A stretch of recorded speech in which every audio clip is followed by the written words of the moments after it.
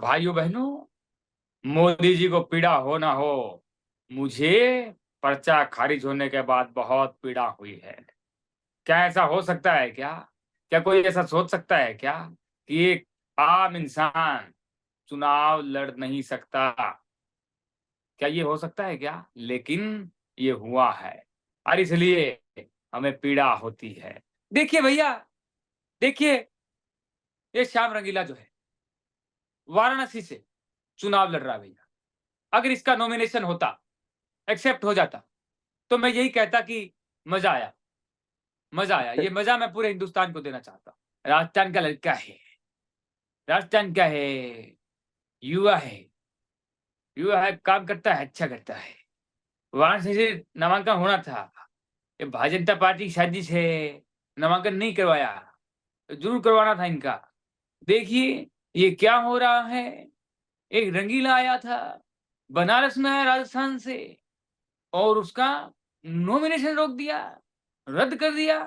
अरे शर्म आनी चाहिए, आप लोगों को शर्म आनी चाहिए। नमस्कार, आप देख रहे हैं न्यूज 24। मैं हूं आपके साथ हिमांशु मिश्रा। आज हमारे साथ एक बेहद खास शख्सियत जुड़े हैं। नाम इनका श्याम रंगीला है और हर कोई इन्हें जानता है। एज अ कॉमेडियन तो ये बहुत ही फेमस है, लेकिन अब ये एज अ पॉलिटिशियन भी जाने जा रहे हैं। हाल ही में इन्होंने प्रधानमंत्री नरेंद्र मोदी के खिलाफ अपना पर्चा दाखिल किया था, हालांकि वो पर्चा खारिज हो गया। श्याम रंगीला जी, बहुत बहुत स्वागत है सबसे पहले आपका। बहुत बहुत धन्यवाद जी। श्याम रंगीला जी, आपका पर्चा खारिज हो गया। प्रधानमंत्री नरेंद्र मोदी के खिलाफ आप चुनाव लड़ने के लिए जा रहे थे। किस तरह का फील हो रहा है इस समय? क्या महसूस कर पा रहे हैं आप?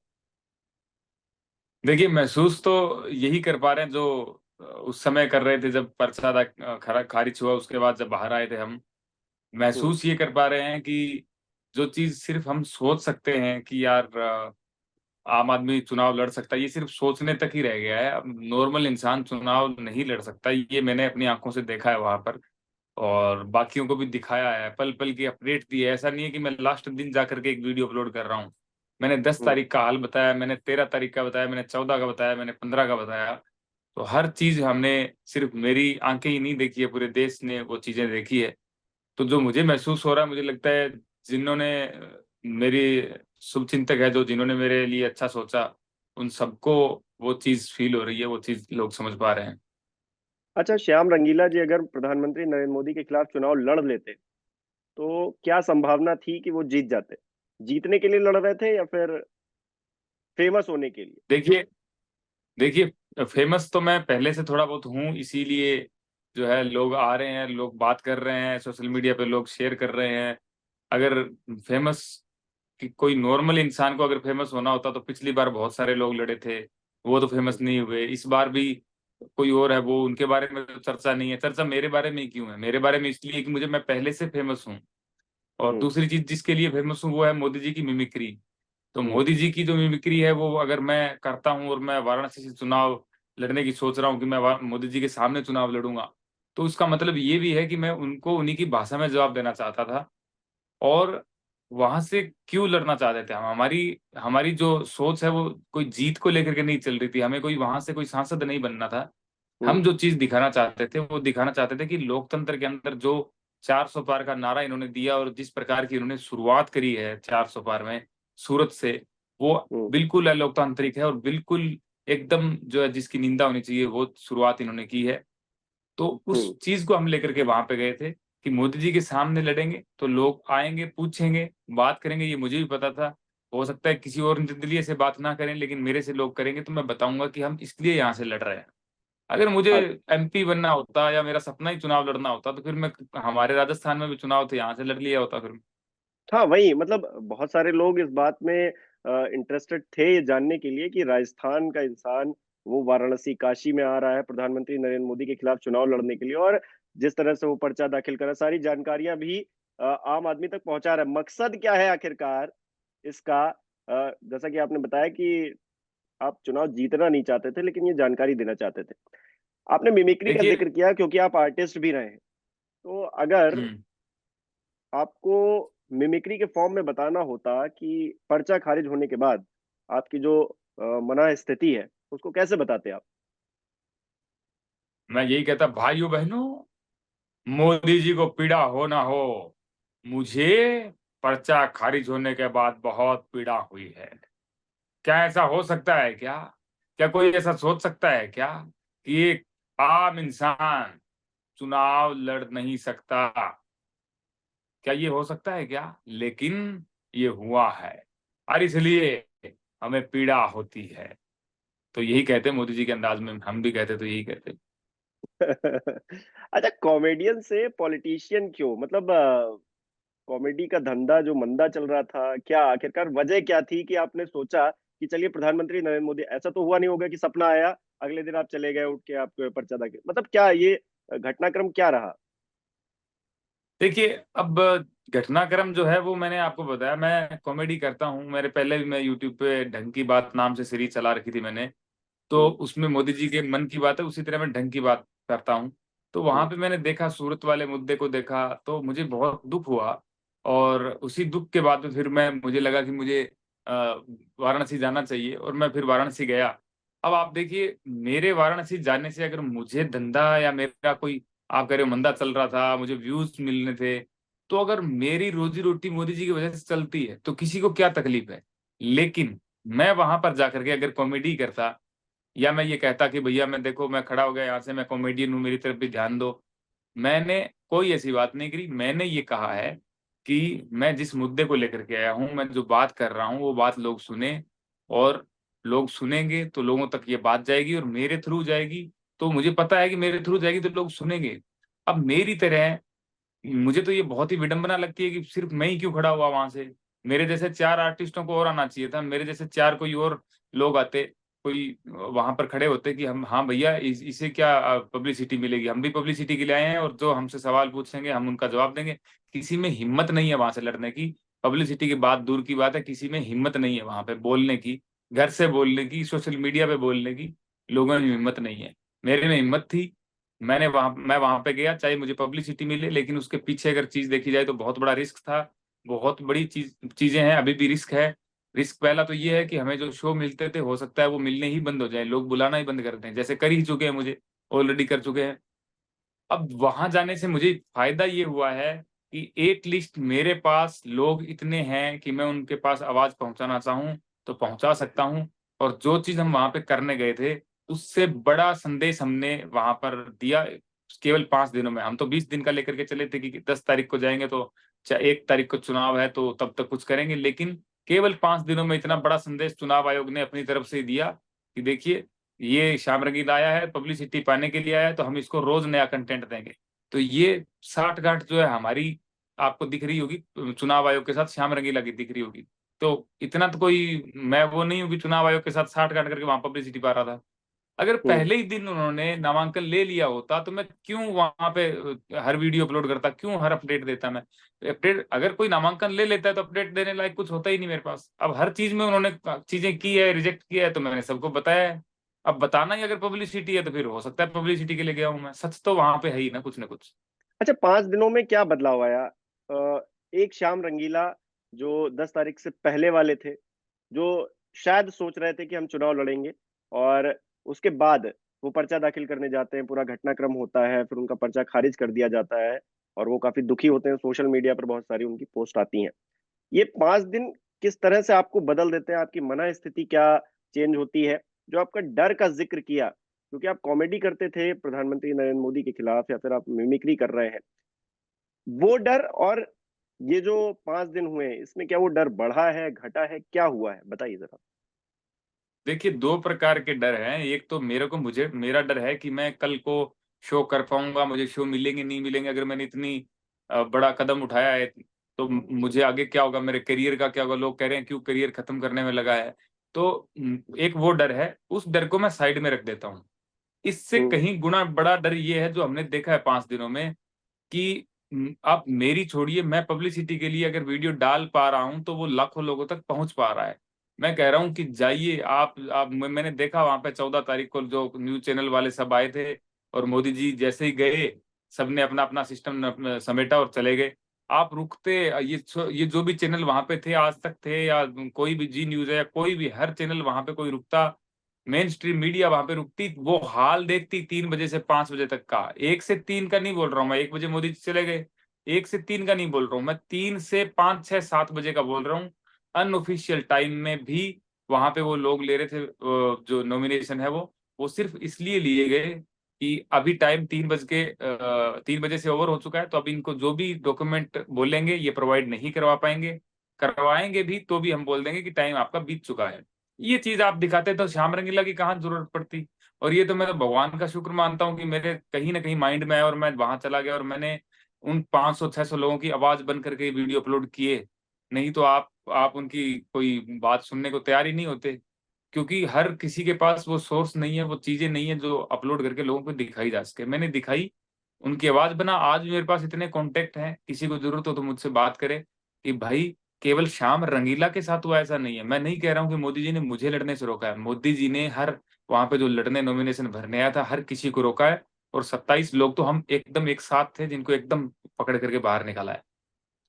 अच्छा, आप चुनाव आयोग की प्रक्रिया पर सवाल खड़े कर रहे हैं। आपका जो नॉमिनेशन रद्द हुआ, उसकी असली वजह क्या रही? मैं आपसे जानना चाहता हूँ, क्योंकि मीडिया रिपोर्ट्स में तो बहुत सारी बातें आ रही हैं। मैं आपसे पूछता हूँ कि आपका नॉमिनेशन अगर खारिज किया गया, तो फिर किस आधार पर किया गया? और क्या उस नॉमिनेशन खारिज करने की जो प्रक्रिया थी, उसमें आप कोई गलत चीज देख पा रहे हैं जिसको आप बताना चाहें? सर पूरी तरह बोले, मतलब बहुत लंबी कहानी है, पूरी तरह गलत है वो, पूरी तरह सोची समझी चीजें चली है वहां पे। अब कैसे सोची समझी चली है सर, मैं आपको बताता हूँ। पहले दिन नामांकन दाखिल होते हैं, जिस दिन पहला दिन होता है वहां पे फॉर्म जमा करने, फॉर्म जो मिलता है उससे पहले एक ट्रेजरी चालान जमा करने के लिए कहा जाता है। लोग केस में भी पैसा दे सकते हैं, लेकिन उन्होंने कहा कि नहीं आपको ऑनलाइन ही करवाना पड़ेगा, ऐसा उन्होंने नोटिस लगाया वहां पे। वो हम्म। नोटिस लगाया, वो नियमों के विरुद्ध था, लेकिन फिर भी उन्होंने लगाया क्योंकि उनको पता है कि अगर यहाँ पे लाइन लगाएंगे तो बहुत समय बर्बाद होगा। हम 10 तारीख, हमसे पहले, मुझे पहले पता नहीं था वहां क्या चल रहा है, मैं 10 तारीख को वहां पे पहुंचा। मैंने देखा लाइन बहुत लंबी लगी हुई है। मैंने उस दिन पूरा दिन बर्बाद हो गया। मैंने शाम को वीडियो डाला, मैंने कहा वो सबसे पहले, मतलब अगर हम जा रहे हैं ट्रेजरी फॉर्म के लिए भी जा रहे हैं, वो चालान रसीद लेने के लिए, उससे पहले भी प्रस्तावकों की डिटेल मांगी जा रही है कि आप 10 10 प्रस्तावक की डिटेल दीजिए, फिर आपको ट्रेजरी चालान मिलेगा। मतलब कोई 25,000 पहले जमा कराना चाहता है, उससे पहले भी उनको प्रस्तावकों की डिटेल चाहिए। इसके पीछे क्या रीजन था? हम क्यों अपने प्रस्तावकों की डिटेल इतने पहले दें? जब उसकी प्रक्रिया होगी तब देंगे। वो मैंने हम्म। आवाज उठाई, सबने बोला इसके पास प्रस्तावक नहीं है, अलग अलग बातें कर रहा है। फिर आ गई 13 तारीख, 13 तारीख के बीच में 2 छुट्टियां थी, 10 11 की, 11 12 की। तो उस जो छुट्टियां थी उनमें हमने लॉयर से बात करी, उन्होंने कहा हम ऑफलाइन भरेंगे, केस देंगे, ऐसा कहीं नियम नहीं है कि केस आप नहीं दे सकते। अब 13 को मॉर्निंग में हमारे पास ऑल डॉक्यूमेंट्स रेडी थे, नॉमिनेशन करने के लिए गए।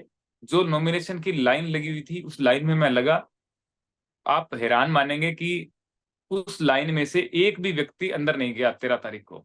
जबकि 13 तारीख को 5 या 4 नॉमिनेशन उस दिन हुए थे। वो अच्छा। नॉमिनेशन किसके हुए थे? वो किसके नॉमिनेशन हुए थे? हमने देखा है अपनी आंख से कि जो लाइन है इसी में से जाएगा। जो व्यक्ति सुबह सुबह आकर के लाइन में लगा है वो अंदर नहीं गया है, तो कौन 4 5 लोगों ने नॉमिनेशन किया है? अब मैं आपको बताता हूँ कौन लोग आए। उनकी साजिश ये थी कि इनको पहले ट्रेजरी चालान में उलझाया जाए, फिर इनको जो है लाइनों में लगाया जाए। अब सब कुछ लोग डॉक्यूमेंट रेडी करके भी आ गए, अब उनको चल लेने पड़ेंगे नॉमिनेशन। तो उन्होंने क्या किया कि 4 5 लोगों को अंदर खड़ा किया, लाइन लगवाई अपने लोगों को, और उनसे फार्म भरवाए। अब जो हम्म। उन्होंने नॉमिनेशन लिए, उनके फार्म लिए हैं, वो 4 5 लोगों के लिए, और वो 11 से 3 बजे तक वही लोग वहां पे खड़े रहे। मतलब हमारी लाइन में से अंदर कोई नहीं गया, उन्हीं के लोग जो है वो 5 लोगों ने नॉमिनेशन किया, और वो लाइन 3 बज गए, लाइन बंद होगी, सब अपने अपने घर चले गए। अब जो हमने आवाज उठाई, मैंने कहा इस प्रकार से तो फॉर्म भरे ही नहीं जाएंगे। आवाज उठाई, और आवाज उठाई तो लोगों ने बोला कि आप तो झूठ बोल रहे हो, 13 तारीख को 5 नॉमिनेशन हुए हैं। अब लोगों को ये नहीं पता किसके हुए हैं, कैसे हुए, वो तो हमने अपनी आंखों से देखा है। अब 14 तारीख आ जाती है, मोदी जी नॉमिनेशन करते हैं, 1 बज जाता है, 1 बजे हम फिर लाइन में लग जाते हैं। 14 तारीख को भी 1 बजे से 3 बजे तक अंदर 4 लोग खड़े हुए हैं, कोई अंदर नहीं जा रहा है। फिर हमने शोर मचाया, बात करी, ट्वीट किए हुए थे, कुछ किए हुए थे। तो हमें लगा कि उसका प्रभाव है। जो 3 बजे, ठीक 3 बजे के बाद में, ना 1 मिनट ऊपर ना 1 मिनट नीचे, 3 बजे उन्होंने बोला कि जो जो प्रत्याशी है वो अकेले अंदर आएंगे और उनका फॉर्म लिया जाएगा। हम अकेले अंदर चले गए, लॉयर को साथ में जाने नहीं दिया गया। उसके बाद में उन्होंने एक एक प्रत्याशी का जल्दी जल्दी 10 10 मिनट में नॉमिनेशन लेना शुरू किया है। अब जो हम्म। नॉमिनेशन 2-3 घंटे में उन्होंने 27 नॉमिनेशन लिए हैं, जबकि उस समय से पहले उन्होंने केवल 14 15 नॉमिनेशन लिए, उसी हम्म। 3 घंटों में 27 लिए। बहुत हम्म। डिफरेंस है।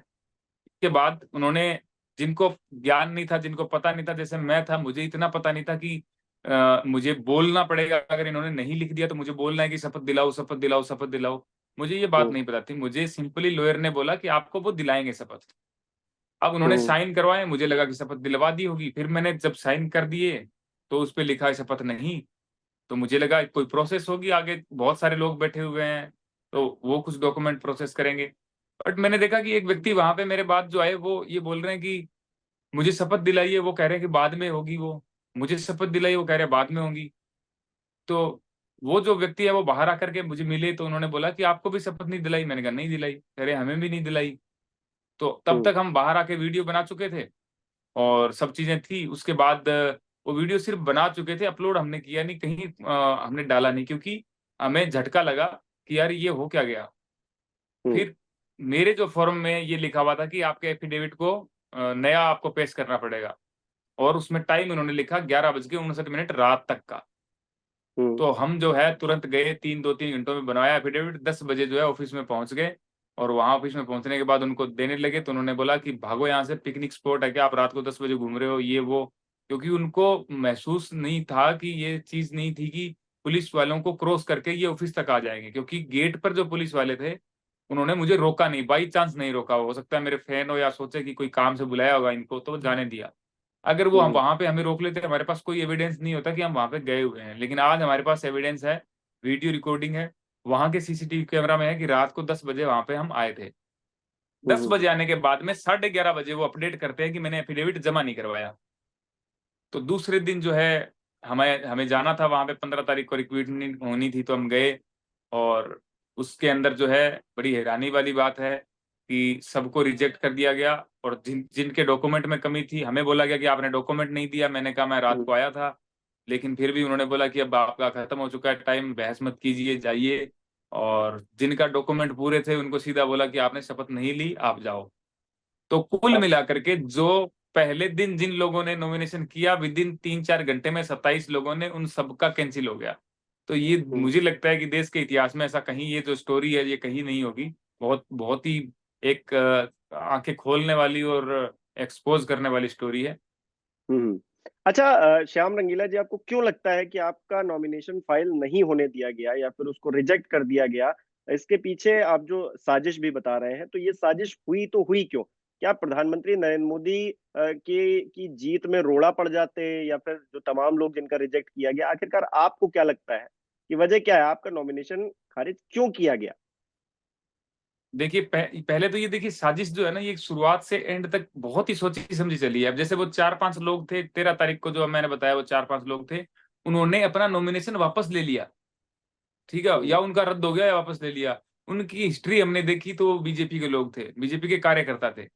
तो ये सब चीजें चली। अब ये इसके पीछे की कहानी क्या है? इसके पीछे की कहानी ये है कि अगर वहां पर जनरल तरीके से नॉर्मली अगर देखा जाए, एक नियमों के हिसाब से नॉमिनेशन होते, तो वहां पे मैं यकीन के साथ कह सकता हूं कि मिनिमम 300 लोग वहां पे आपको वहां पे मिलते। क्योंकि अच्छा। लोग जो है बहुत बहुत विरोध में आके वहां पे खड़े हो रखे थे। और अगर पार्टी के लोगों को भी लड़ने दिया जाता तो वहां पे कम से कम 50 लोग पार्टी के थ्रू आए हुए थे, कोई छोटी मोटी पार्टियों से आए हुए थे। हम्म। तो अगर बहुत ही मिनिमम मानो तो वहां पर 100 लोगों से कम कोई नहीं था। 100 लोग वहां पे आपको दिखाई देते लड़ते हुए। अच्छा। अब उनका श्याम। हाँ हाँ, जी जी जी हम्म, जी जी जी, कहिए कहिए कहिए, पूरी करिए अपनी बात। इनका जो मुझे उद्देश्य लगा, उनका उद्देश्य ये था कि यहाँ पे जितने कम से कम हो सके, क्योंकि बाहर संदेश अगर 100 लोग लड़ेंगे तो बहुत बड़ा संदेश जाएगा कि कितने मोदी के विरोध में लोग लड़ रहे हैं। तो हम्म। अगर मुझे वहां से लड़ने भी दिया जाता, नॉमिनेशन पूरा करने दिया जाता, फिर भी मुझे बहुत दुख होता ये देख करके कि मेरे जैसे बहुत लोगों के डॉक्यूमेंट पूरे थे और उनका रिजेक्ट कर दिया गया। तो उन्होंने बहुत अच्छा किया कि उनके साथ मुझे भी इंक्लूड किया और मेरा भी रिजेक्ट किया। तो एटलीस्ट अच्छा, मैं उनके साथ उनकी आवाज बन के खड़ा हो रखा हूँ। मोदी जी जीतेंगे, आपको लग रहा है अपना चुनाव? नहीं, मोदी जी बेशक जीत जाए सर, मोदी जी से जीतने से हमें दिक्कत नहीं है, हमें 400 पार से दिक्कत नहीं है। मुझे 400 पार से दिक्कत नहीं है पर्सनली, क्योंकि मैं चाहता हूं कि उनकी 450 आए तो भी मुझे दिक्कत नहीं होनी चाहिए। 350 आए तो भी दिक्कत नहीं होनी चाहिए, या सरकार ना भी आए तो भी दिक्कत नहीं होनी चाहिए। मेरे हम्म। कहने का मतलब ये था कि आप असंवैधानिक अलोकतांत्रिक तरीके से अगर एक भी सीट जीतेंगे, तो आप अगर 520 प्रकार से जीत ले तो उनका कोई मायना नहीं रह जाता है। ये पूरा एकदम आप देश विरोध में काम कर रहे हो, देश के हित में ये कहीं नहीं है, आपकी बातें सब राष्ट्र हित की खराब है।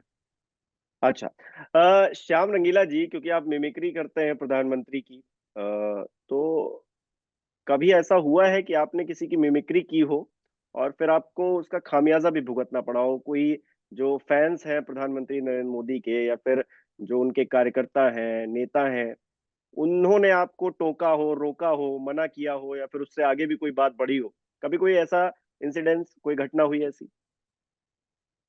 नहीं, ऐसा मेरे साथ कभी नहीं हुआ है। मैं 2015 की बात है, गांव में कार्यक्रम कर रहा था, तो 2015 में तो वहां पे जो सांसद थे उस समय मुख्य अतिथि बन करके आए हुए थे, और मैंने मोदी जी की आवाज निकाली जो स्वच्छ भारत का अभियान का संदेश दे रही थी। तो वो हम्म। उठ करके चले गए। फिर मुझे गांव वालों ने बोला कि यार तुमने उनको भेज दिया यहाँ से। मैंने कहा यार मैंने कैसे भेज दिया? तो बोले यार तुमने मिमिक्री कर दी थी। वो एक इंसिडेंट मेरे साथ हुआ था जिससे मुझे लगा था कि यार ये क्या हुआ। उसके बाद ऐसा कभी हुआ नहीं।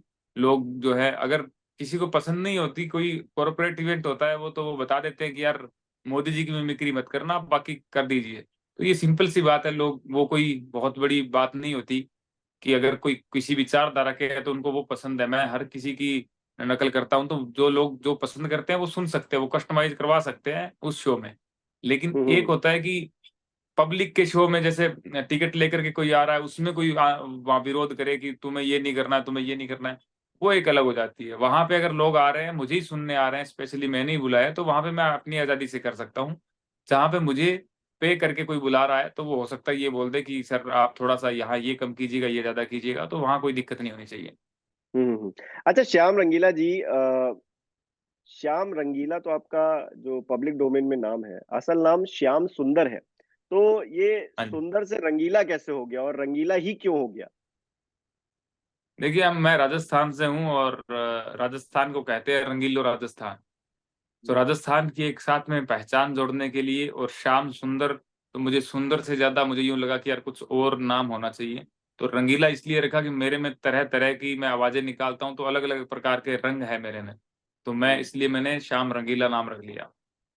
अच्छा, आपने कहा अलग अलग तरह की आवाजें निकालते हैं। हमारे दर्शक बड़ा बेताब है, क्योंकि इंटरव्यू चलता जा रहा है, लेकिन वो जो आपका हिडन टैलेंट है वो सामने नहीं आ पाया है अभी तक। एक बार आपने प्रधानमंत्री नरेंद्र मोदी की मिमिक्री की है, तो जरा अपना फेवरेट, जो आपको लगता है प्रधानमंत्री नरेंद्र मोदी के अलावा जो आपका फेवरेट नेता है, उसकी मिमिक्री करके जरा बताइए, और उनका अंदाज आपको पसंद क्यों है ये भी बताइए। देखिए, अंदाज तो हमें हर किसी के पसंद है।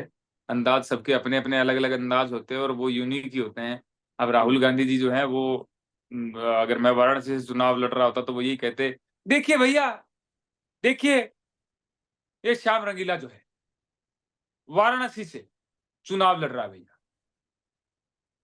अगर इसका नॉमिनेशन होता, एक्सेप्ट हो जाता, तो मैं यही कहता कि मजा आया, मजा आया। ये मजा मैं पूरे हिंदुस्तान को देना चाहता। और यही अगर हमारे अशोक गहलोत जी जो पूर्व मुख्यमंत्री है वो आ जाते, तो वो ये कहते, राजस्थान का लड़का है, राजस्थान का है, युवा है, युवा है, काम करता है, अच्छा करता है, वाराणसी से नामांकन होना था, ये भारतीय जनता पार्टी की साजिश है, नामांकन नहीं करवाया, तो जरूर करवाना था इनका। तो ये जो है अशोक गहलोत जी कहते हैं। अच्छा, अखिलेश यादव जी की कभी की मिमिक्री की?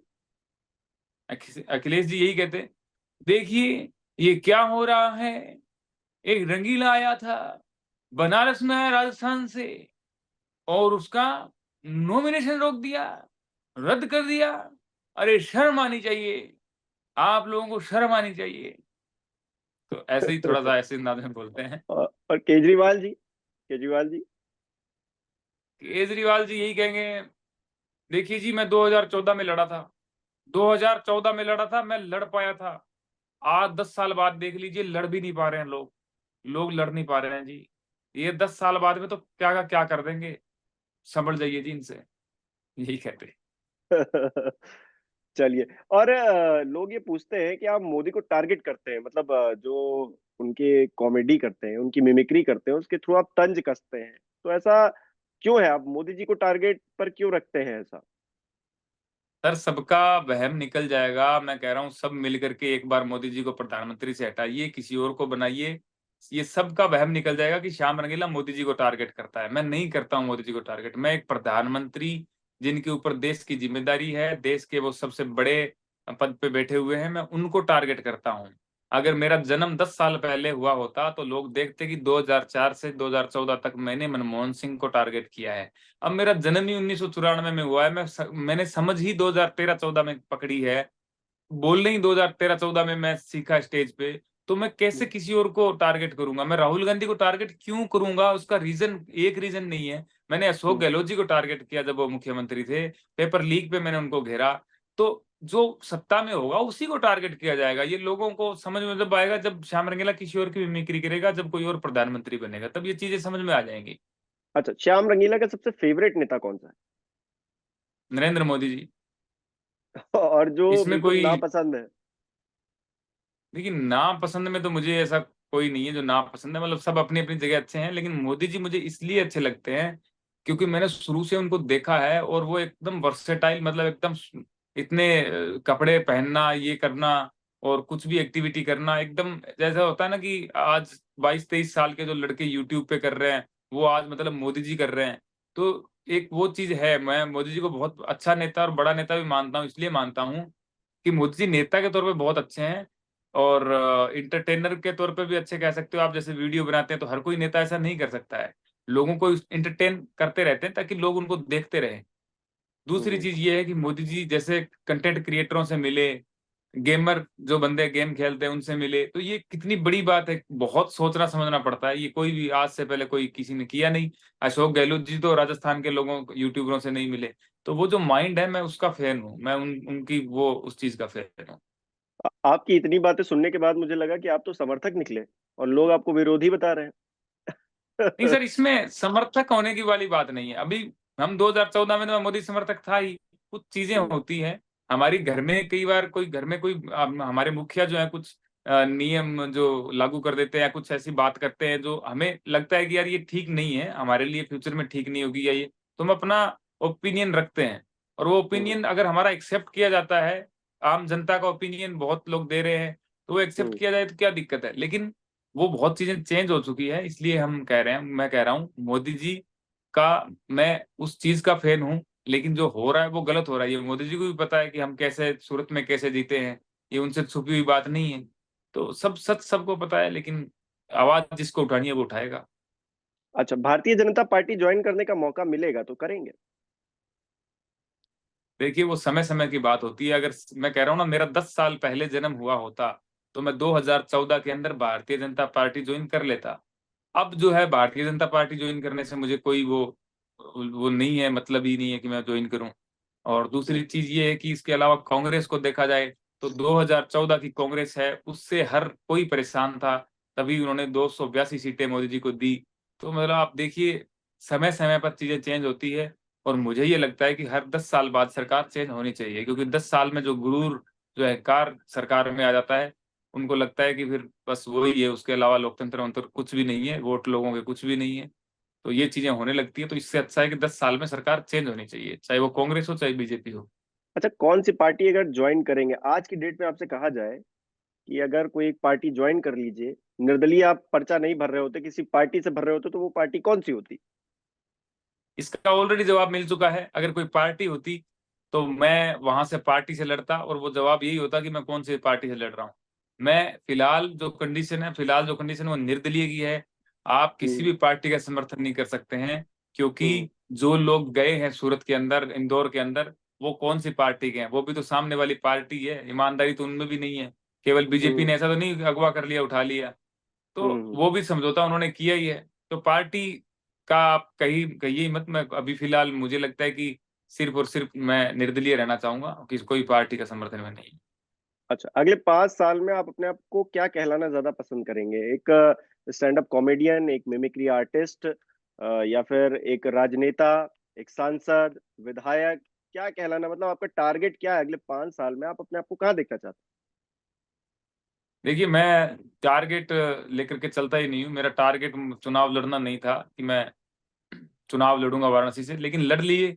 अब जो चीजें सहन नहीं हुई, जो लगा कि यार चलते हैं लड़ते हैं, तो वो लड़ लिए। अब उसके बाद लोग उम्मीद लगाने लगे हैं, हमारी बातें लोगों को अच्छी लगी है। कॉमेडी के अलावा लोगों ने देखा है कि ये जो बात कर रहे हैं वो कितनी अच्छी कर रहे हैं, फैक्ट बात कर रहे हैं। लोगों को ये लगा है, अब ये लगा है। और मुझे लगता है कि जब मैंने वो डीएम के रवैये को देखा है, रात का जो उन्होंने चिल्ला चिल्ला के हमें बाहर निकाला है, तो मुझे लगता है कि यार पढ़ाई लिखाई करने के बाद में अगर आपको इतना बड़ा पद मिल जाता है और आप उसका ये यूज करते हैं, आप पे अगर कोई राजनेता कंट्रोल करता है, आप उनसे कंट्रोल होते हैं, तो फिर मुझे वहां से प्रेरणा उस दिन मिली, उस रात को मिली कि यार अब जो है ना, अब आगे कभी भी मौका मिलेगा चुनाव लड़ने का, कहीं से भी जरूर लड़ेंगे और बिल्कुल लड़ेंगे। इसमें कोई वो नहीं है। तो अब हो सकता है कि कॉमेडियन और राजनेता मैं पसंद करूं कि मुझे ये लोग कहें।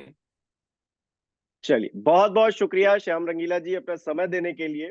और बहुत धन्यवाद। आप जो भी टारगेट लेके चलें जिंदगी में सक्सेसफुल हो, हमारी यही उम्मीद है, हमारी शुभकामनाएं आपके साथ। बहुत बहुत शुक्रिया। बहुत धन्यवाद सर। नमस्कार, मैं हूं मानक गुप्ता। अगर आपको हमारा ये वीडियो पसंद आया हो तो इसे लाइक और शेयर जरूर करें, और हां, हमें सब्सक्राइब और फॉलो करना ना भूलें ताकि आप देश और दुनिया की कोई खबर मिस ना करें। तो जुड़े रहिए हमारे साथ और देखते रहिए News 24।